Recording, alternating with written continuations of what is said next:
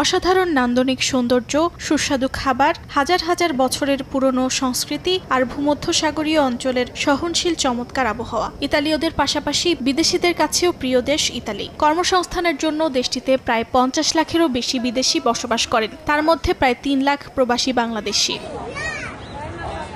ছোট শহরে বাড়ি ভাড়া সহনশীল হলেও বড় শহরগুলোতে ভাড়া আকাশচুম্বী। ইতালির বাণিজ্যিক রাজধানী মিলান, রাজধানী শহর রোম, ফ্লোরেন্স ও ভেনিসের মতো শহরে বাসা ভাড়া অনেক বেশি, অনেক ক্ষেত্রে বিদেশি শ্রমিকের মাসিক বেতনের চেয়েও বেশি। পরিবার নিয়ে বড় শহরে বসবাস করতে হিমশিম খেতে হয় প্রবাসীদের। সেই তুলনায় ছোট শহর ও ইতালির দক্ষিণাঞ্চলে বাসা ভাড়া অনেক কম। তবে দক্ষিণ ইতালিতে সমস্যা হলো পর্যাপ্ত কর্মসংস্থানের অভাব। শিল্প সমৃদ্ধ ইতালির কর্মসংস্থান ক্ষেত্রে অনেকেই ভাগ্যক্রমে পেয়ে যান ছোট শহরে বসবাসের সুযোগ।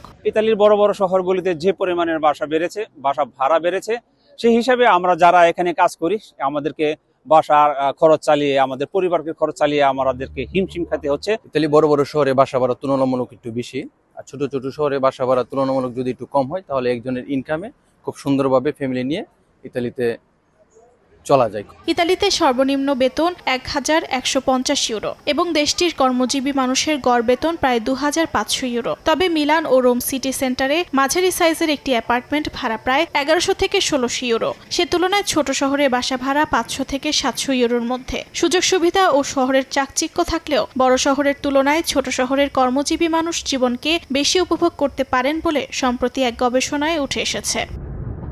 সময় সংবাদ, ইতালি।